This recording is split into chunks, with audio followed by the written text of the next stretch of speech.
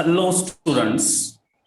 Good morning, everybody, and welcome back again in our online English class. Myself, Mr. Vijay Sir.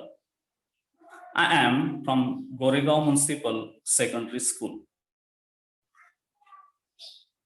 And in last lecture, we learned about the lesson, the necklace part 1. In that lesson, we learn about a beautiful girl, Mathilde. She was so attractive and charming, but by mistake, she was born in a very poor family. And then she faced a lot of problem in her life. But in today's lecture, we are going to learn the poem, which is from 9th standard textbook. And the title of our poem is Please Listen. 2.5. So now I'm going to share the screen with you. Please try to understand the meaning of difficult word and the meaning of stanza by stanza in our mother tongue.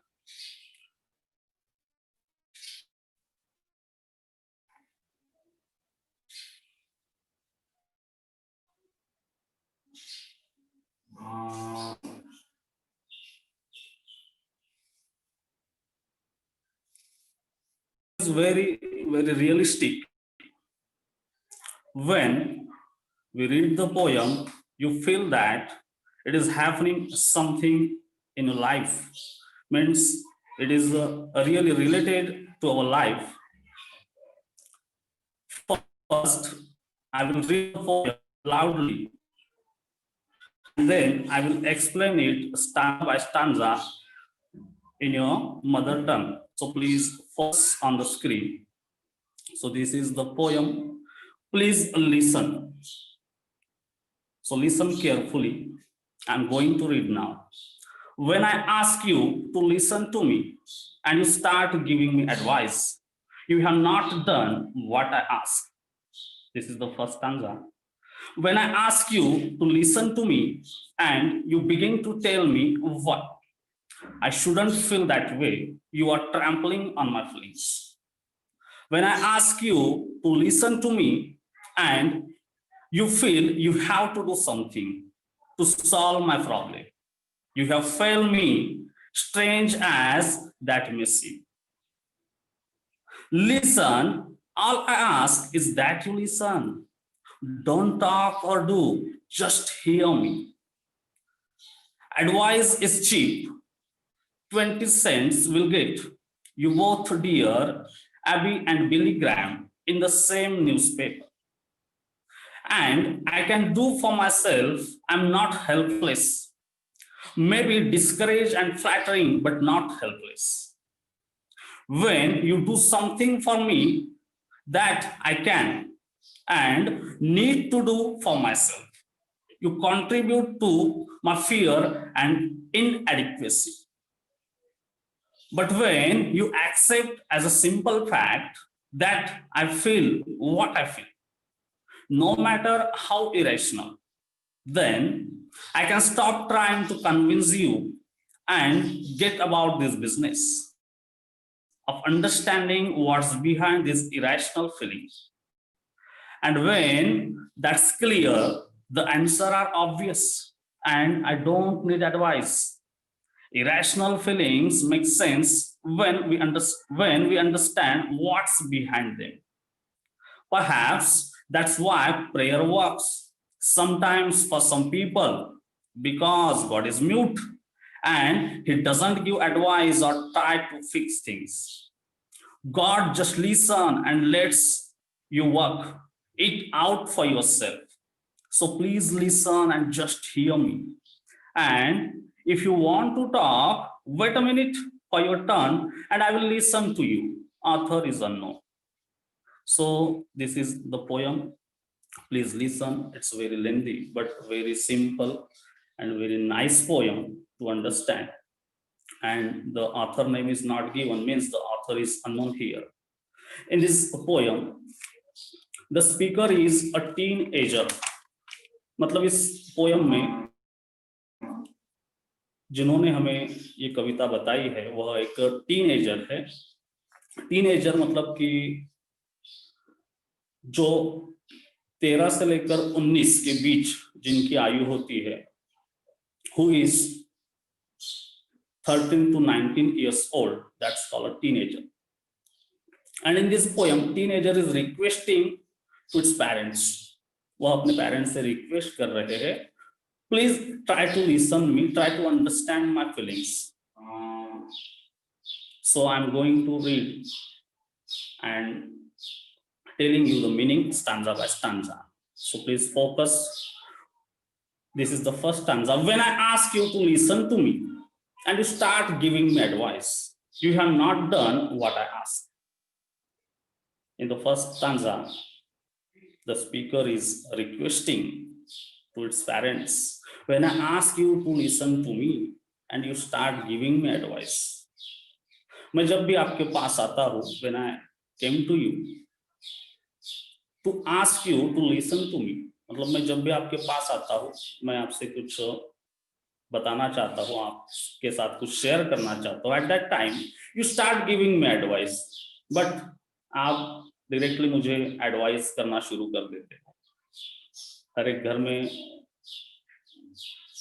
बच्चों के साथ ऐसे ही होता है. आपने भी कभी अनुभव किया होगा कि जब आप पेरेंट्स के पास जाते हो कुछ बताने के लिए, लेकिन वह उन चीजों को अनदेखा करके, आपकी बातों को अनदेखा करके आपको एडवाइस देना शुरू कर देते हैं, ऐसे मत कर, ऐसे कर, ये तेरे लिए उचित नहीं है, ये अनुचित है. तो यहाँ पर एक टीनेजर जो है वह अपने पेरेंट्स से रिक्वेस्ट कर रहा है. When I ask you to listen to me, मैं जब भी आपको बोलता हूँ, मैं कहता हूँ कि please try to listen me, try to understand me, and you start giving me advice. और आप मुझे एडवाइस देना शुरू कर देते हो, सलाह देना शुरू कर देते हो. You have not done what I asked. और मैं जो चाहता हूँ वो आप बिल्कुल ही करते नहीं. You have not done what I asked. मतलब मैं आपसे कुछ बताना चाहता हूँ, मैं आपके साथ कुछ अपने विचारों को, फीलिंग्स को शेयर करना चाहता हूँ, लेकिन आप वो सब सुनते नहीं हो. And you directly start to advise me. तो यहाँ पर जो टीनेजर है पेरेंट्स से कह रहा है, एक शिकायत भी है और एक रिक्वेस्ट भी है कि आप मुझे सुनते ही नहीं हो, उसकी जगह मुझे सलाह देना शुरू कर देते हो. So that's not good. Please try to understand my mind, try to understand my feelings, my emotion.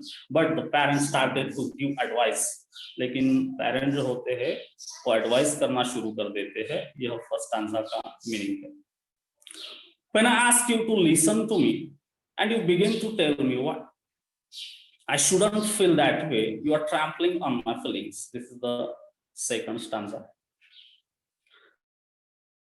In this stanza, the teenager is again requesting to its parents.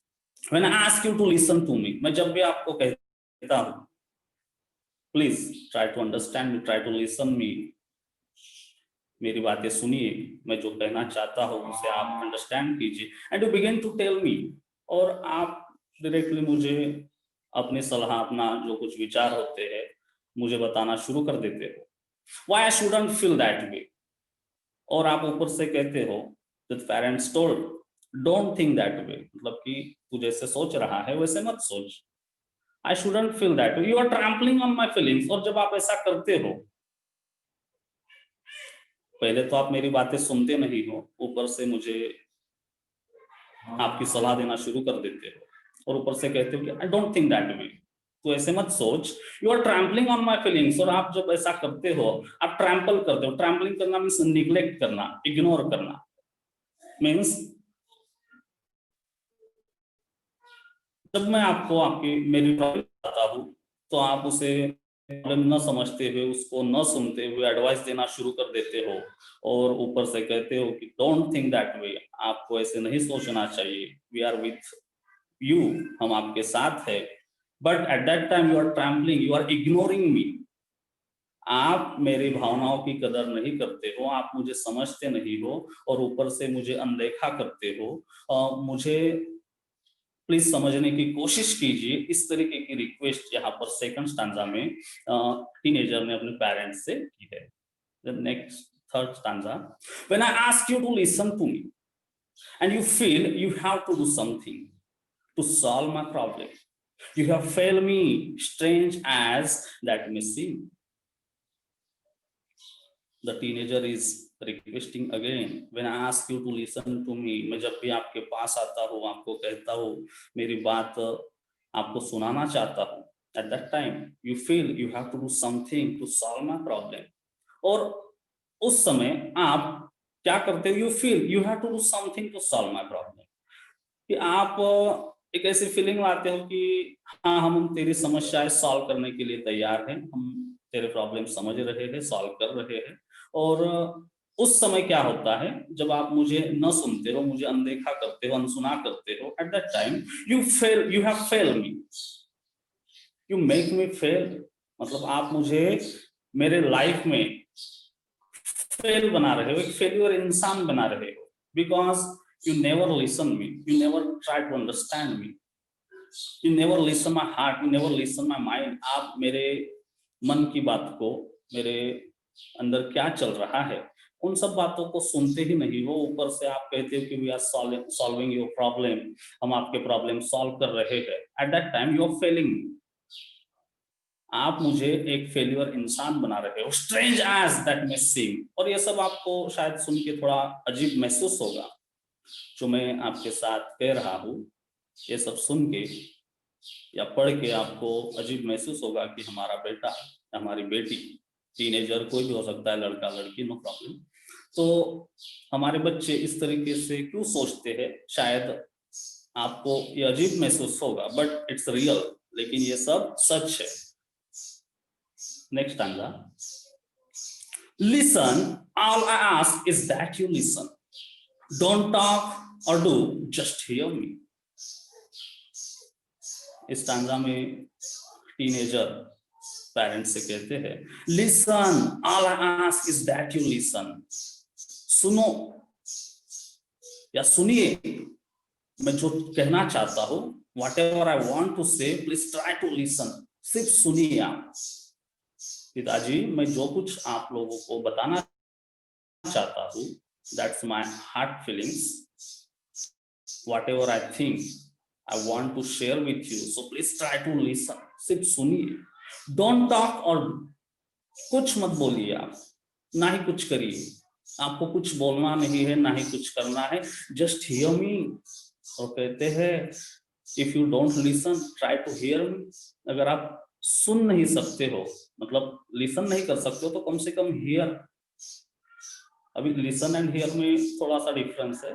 Listen जो होता है पूरा, मतलब हमारा विथ अटेंशन के साथ हम किसी चीज को सुनते हैं, दैट्स कॉल्ड लिसन। और कभी कभी रास्ते से चलते हुए कुछ आवाजें हमारे कान पे आती है, कोई बातें कर रहा है, लेकिन उन बातों में हम इन्वॉल्व नहीं होते, दैट्स कॉल्ड हियर। एंड जिन बातों में, जैसे कोई न्यूज सुन रहे हैं, तो उसमें हम इन्वॉल्व होकर उसे सुनते हैं, तो दैट्स कॉल्ड लिसन। म्यूजिक हम लिसन करते हैं। कुछ आवाजें होती है, पटाखे की आवाज है, कहीं दूर पटाखा किसी ने फोड़ा तो उसकी आवाज आती है, तो उसे हम हियर कह सकते हैं, we hear the sound. So the teenager is requesting hear, please try to listen me, don't talk and do. आप कुछ भी बोलिए मत, आपको कुछ भी नहीं करना है, जस्ट हियर मी, सिर्फ मुझे आप सुनने की कोशिश कीजिए। और नेक्स्ट स्टैंजा में टीनेजर ने पेरेंट्स से कहता है, advice is cheap, 20 cents will get you both dear Abby and Billy Graham in the same newspaper। देखिए, आपको हर जगह हम कहते हैं ना कि भाई सलाह तो फ्री में मिलती है, सलाह के लिए पैसा नहीं लगता है।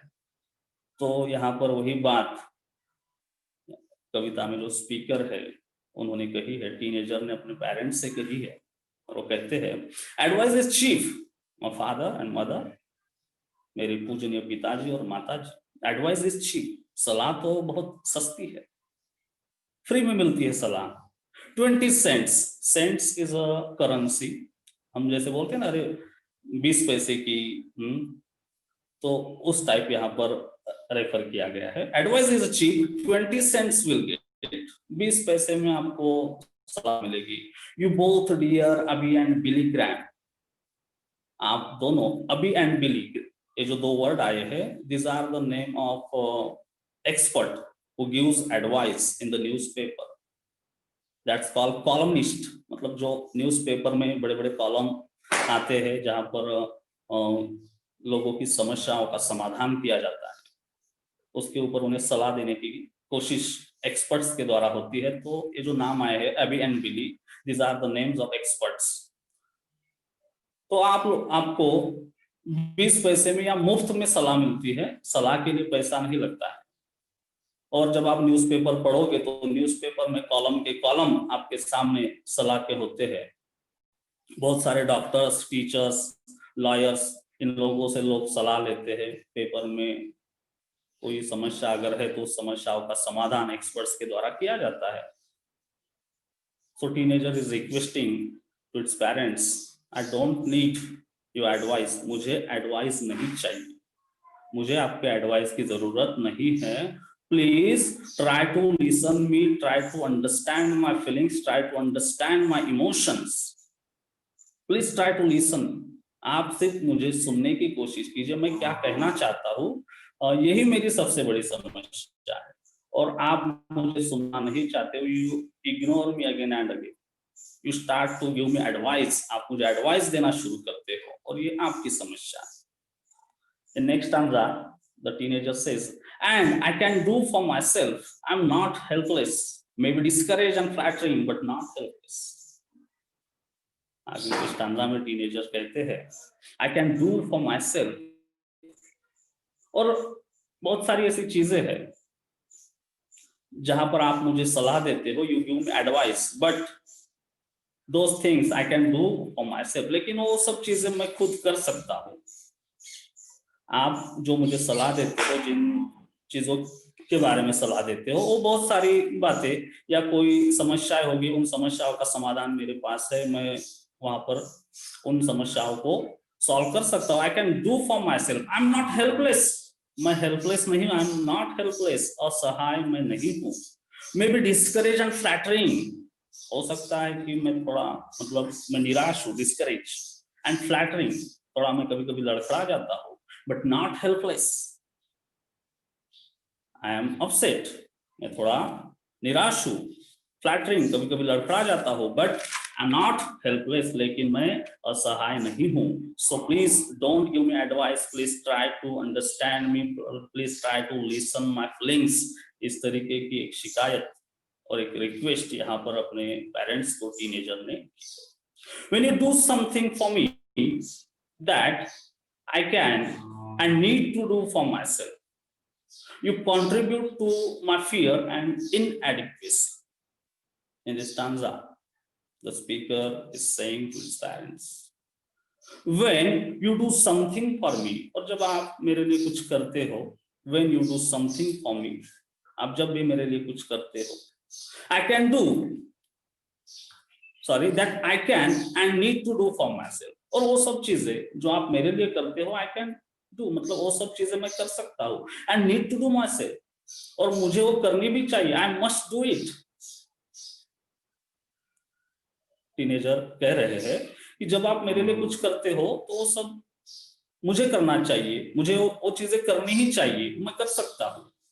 At that time you contribute to my fear, और ऐसे समय में जो आप मुझे मेरे लिए कुछ करते हो, दिखाते हो, you contribute to my fear, you are making me a fearful person, आप मुझे एक डरपोक इंसान बना रहे हो, आप मेरी फियरनेस बढ़ाते हो, you contribute, you increase my fear and inadequacy, you increase my inadequacy। जब भी आप ऐसे बताते हो कि हमने आपके लिए किया या आप करते हो, but those things I can do, I must have to do, वो मुझे करनी चाहिए, वो मैं कर सकता हूँ, लेकिन उस समय आप क्या करते हो, मेरे फियरनेस को बढ़ाते हो, मेरे अंदर की इनएडिक्वेसी।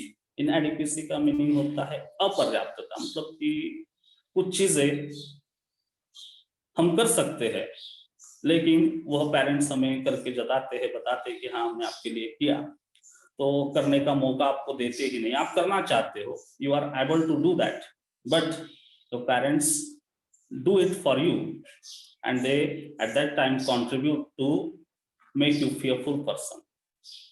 तो उस समय आप मेरे अंदर का फेयरनेस बढ़ाते हो, आप मुझे डिस्करेज करते हो, आप मुझे इनकरेज करना चाहिए, तो at that time you contribute to my fear, आप मेरे अंदर का डर बढ़ाते हो। तो I don't need your advice, please try to listen me. The teenager is requesting again and again to his parents. Parents को टीनेजर बार बार रिक्वेस्ट कर रहे थे कि मुझे सुनिए, आप मुझे एडवाइस मत दीजिए। In the next stanza he says, but when you accept as a simple fact that I feel what I feel, no matter how irrational, then I can stop trying to convince you and get about this business of understanding what's behind this irrational feeling। देखिए, इस stanza में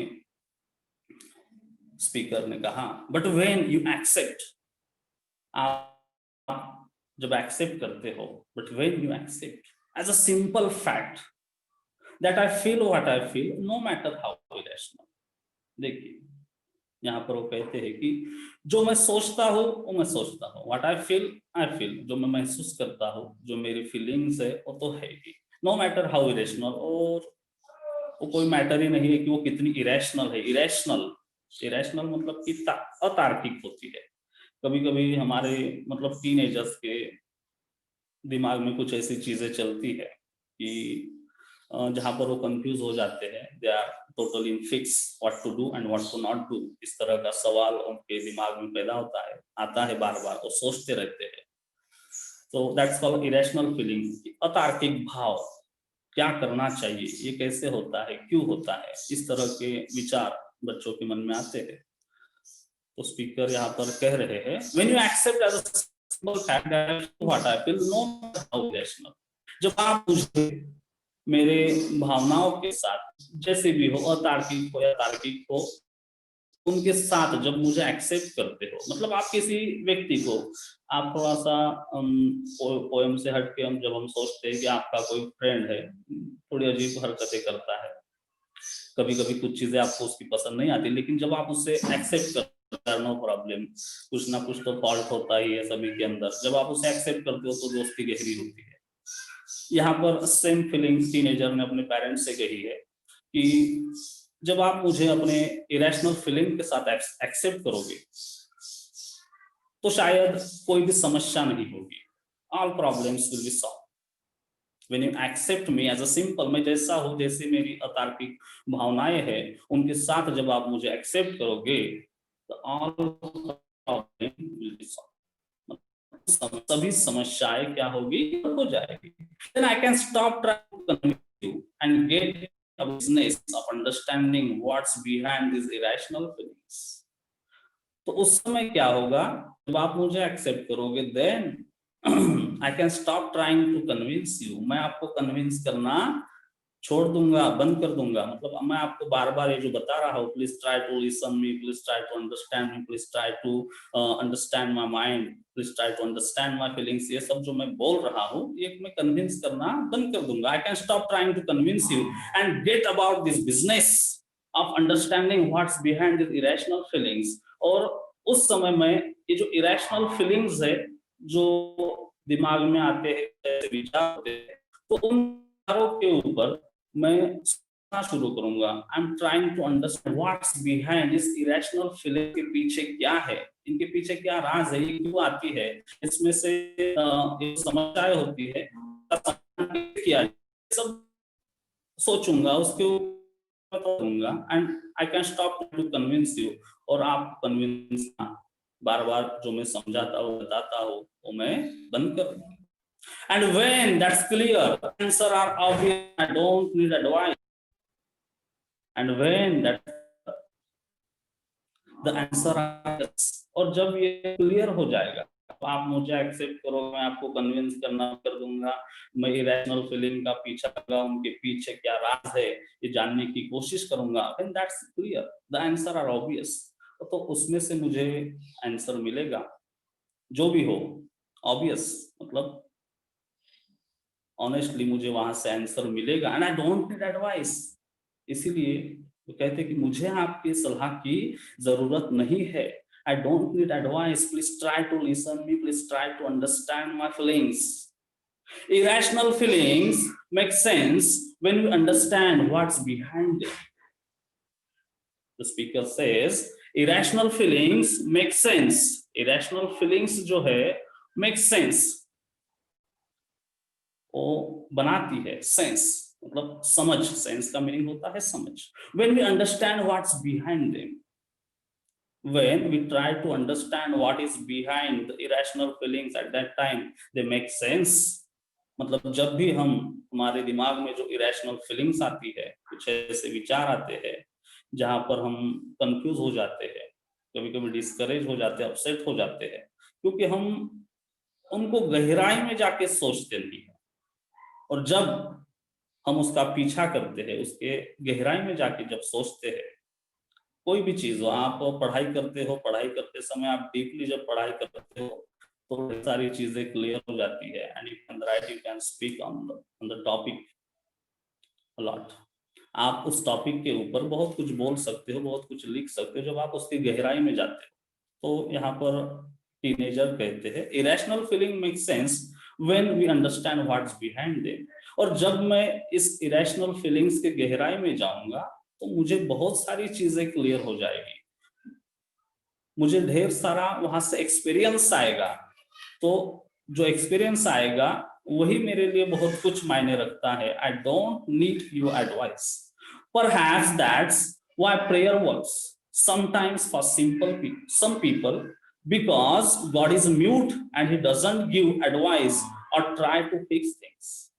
देखिए यहाँ पर उन्होंने एक उदाहरण भी दिया है टीनेजर ने, perhaps that's why prayer works, perhaps, maybe, that's why prayer works।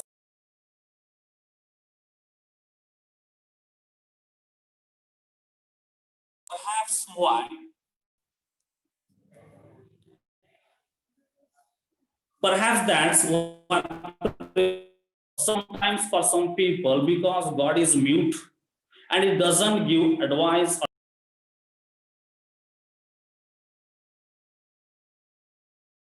ऐसे होता है कि जब हम भगवान के पास जाते हैं और वहां पर जाकर हम क्या करते हैं, प्रे करते हैं गॉड को। समटाइम्स फॉर सम पीपल, कभी दूसरों के लिए करते हैं, कभी हम अपने लिए भी करते हैं। तो जो हम प्रेयर ऊपर वाले से करते हैं वो कभी कभी सक्सेस हो जाती है, मतलब उस हिसाब से हमें जो हम मन्नत मांगते हैं वहां पर हमें वो मिल जाता है, because God is mute and the teenager is saying that ऊपर वाले को जब हम कुछ मांगते हैं वो हमें मिल जाता है।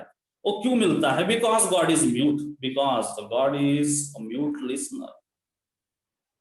ही डजंट गिव एडवाइस और थिंग्स, क्योंकि वो कभी हमें एडवाइस नहीं देते हैं और ना ही हमें कंफ्यूज करते, तू ये मत कर, तू ये कर, इस तरह की सलाह, इस तरह का एडवाइस वो कभी भी हमें नहीं देते हैं।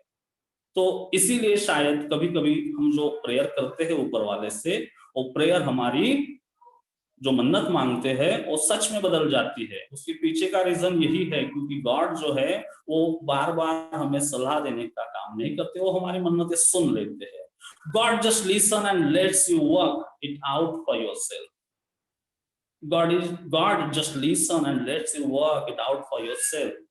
भगवान जो होते हैं वो हमारी बातें सुन लेते हैं और सुनने के बाद let's you work it out for yourself, और वो सब हमारा डाल देते हैं कि हाँ ये सब आप ही को करना है।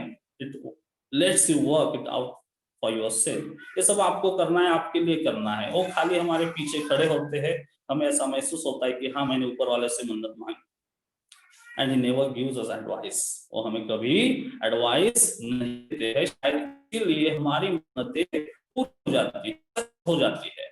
So please listen and share me. इसीलिए पिता माता जी, please try to understand my feelings, try to understand my mind, please try to understand my emotion, please listen. So please listen. If you want to talk, और हाँ, अगर आप बोलना चाहते हो, if you want to talk, if you want to give me advice, if you want to tell me something, wait a minute for your turn, तो थोड़ा इंतजार कीजिए, वेट अ मिनट, थोड़ा इंतजार कीजिए फॉर योर टर्न, और जब आपकी बारी आएगी, जब आपका समय आएगा, and I will listen to you, at that time I will listen to you, जब आपका समय आएगा तो मैं आपसे ये सब सुन लूंगा, मुझे कोई दिक्कत नहीं है, but first try to listen me, try to understand my mind, उसके पहले आप मुझे समझने की कोशिश कीजिए, मेरी बात सुनने की कोशिश कीजिए।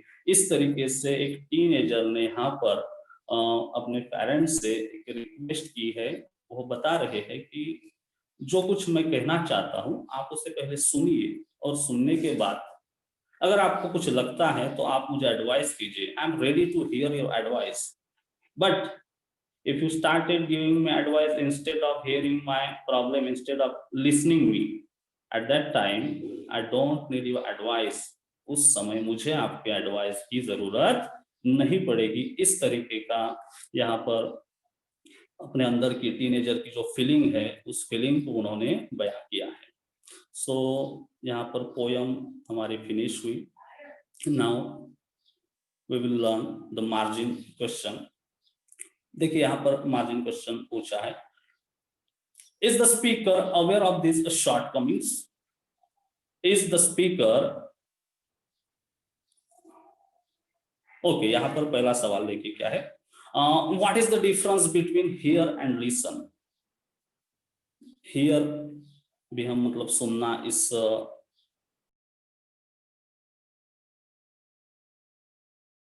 लिसन, दोनों वर्ड होते हैं, हम सेम इस्तेमाल करते हैं, लेकिन मैंने अभी पढ़ाते समय आपको बताया कि लिसन जो होता है,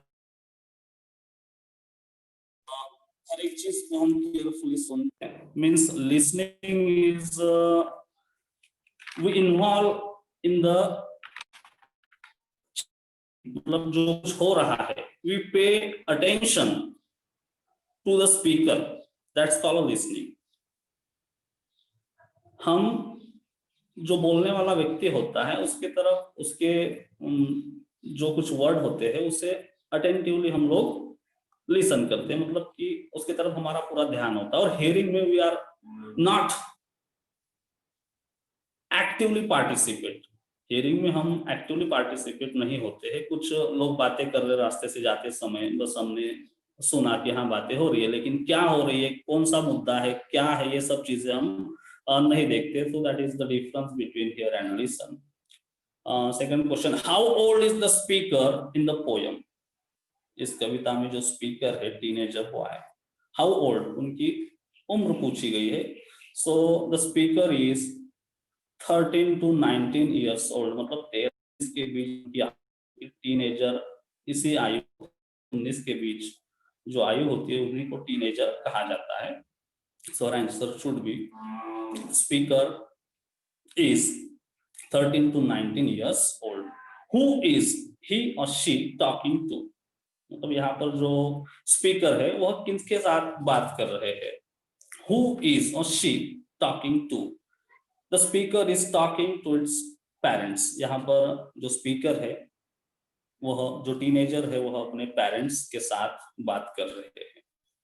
What must have happened before the speaker says all these things, all this, मतलब ये सब जो यहाँ पर स्पीकर ने बातें बताई है कि अगर आप मुझे नहीं सुनते नहीं हो, इसका इफेक्ट क्या होता है। What must have happened, what must have happened, मतलब क्या होगा कि जब आप मुझे सुनते नहीं हो, अगर आप नहीं सुनोगे तो क्या होगा। They started to giving advice, अगर पिताजी उनको नहीं सुनते हैं, what must have happened before the speaker says all this, तो वो बिना सुने, they never listen, they ignore to the feelings of speaker and they started giving them advice, तो क्या करते हैं, उनकी बातें बिना सुने ही उन्हें एडवाइस करना शुरू कर देते हैं। इस तरीके का आंसर आपको लिखना होगा। देखिए यहाँ पर the think, discuss and answer. Is the speaker aware of this shortcomings, मतलब कि शॉर्टकमिंग्स का मीनिंग होता है कमियां। जो स्पीकर है इस कविता के, क्या वह अपने कमियों के बारे में अवेयर है, उन्हें जानकारी है? Yes, the speaker is totally aware of his shortcomings. उन्हें अपनी कमियां पता है, बट उनकी समस्या है कि try to understand me first, try to listen me first, then I will hear your advice. Does he or she want to improve? यहाँ पर जो टीनेजर है, he wants to improve, क्या वो improve करना चाहते? Yes, the speaker wants to improve, वो improve करना चाहते हैं, और इसीलिए वो कहते हैं कि please just listen me and then give me advice. Is he or she confident that he or she can improve? Yes, they are totally confident. Teenager जो है इस कविता में जिन्हें डिस्क्राइब किया गया है, they are totally confident. How does he or she want to work it out?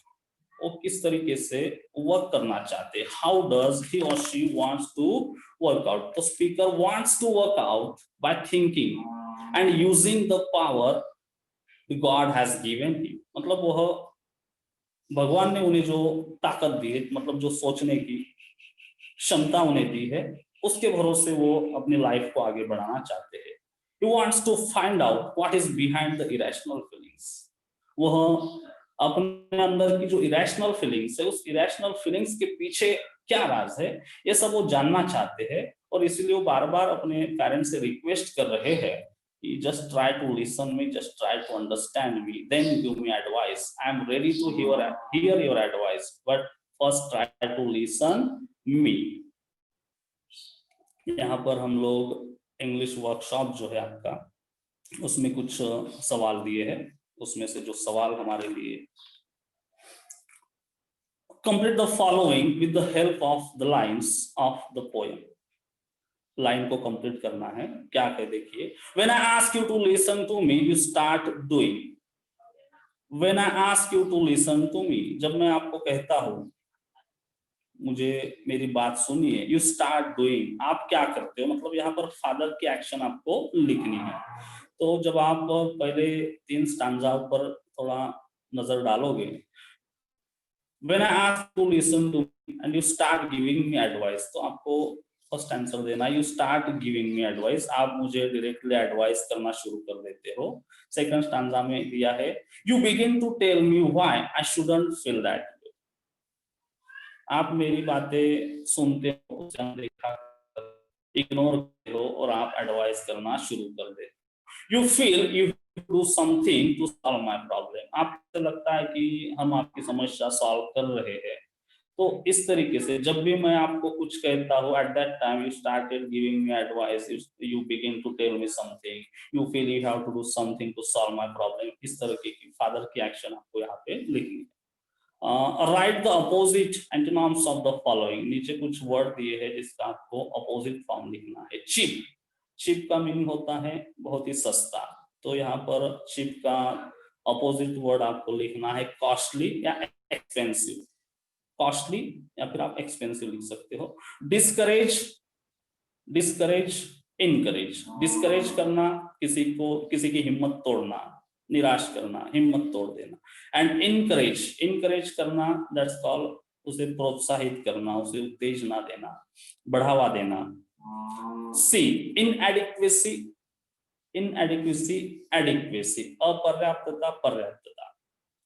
Accept, it's very simple, accept and reject. किसी चीज को एक्सेप्ट करना, स्वीकार करना, रिजेक्ट करना, इनकार करना. सिंपल, सिंपल मतलब कि जो बहुत ही सरल है. आप लिख सकते हो hard, difficult, both words are right. Irrational, irrational और रैशनल. इरेशनल फीलिंग्स होती है, रैशनल फीलिंग्स होती है. 2 टाइप्स की फीलिंग बच्चों के दिमाग में आती है. जब वो कंफ्यूज हो जाते हैं, that's called irrational and opposite of rational. Understand, understand करना किसी चीज को, बहुत ही सिंपल वर्ड है. Understand, misunderstand. Then clear, clear का अपोजिट है अनक्लियर. तो इस तरीके से आपको ये 2 सवाल English workshop. Use the following charts to prepare meaningful. Use your ideas to fill in the blanks. यहाँ पर कुछ ब्लैंक्स आपको दी है, जैसे कि कहा है, ए ने कहा है बी से, हैव यू रीड क्या आपने पढ़ा, और यहाँ पर बताया है name of a book, book का नाम लिखना है, तो आप किसी भी बुक का नाम यहाँ पर लिख सकते हो। हैव यू रीड, आप लिखिए वहां पे द विंग्स ऑफ फायर, ये जो बुक है is written by doctor APJ Abdul Kalam, आपने उसका नाम लिख दिया तो आपका आंसर कंप्लीट हो गया। तो जब आप इसको पढ़ोगे, these are descriptive type questions, so you have to read it and try to solve and try to write in your note. So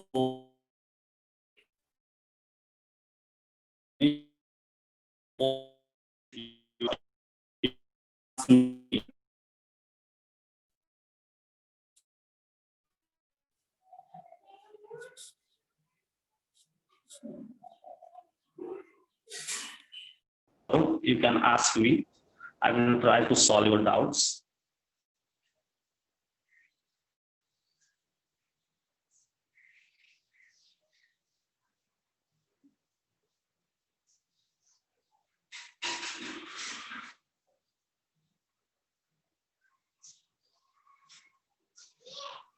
yes बेटा बोलिए। नो सर, कोई डाउट नहीं है। Okay, okay, no problem. That's good. So in this way, today we learn about the poem. Please listen. And the author is unknown. So please write the appreciation. Appreciation question is very important for you.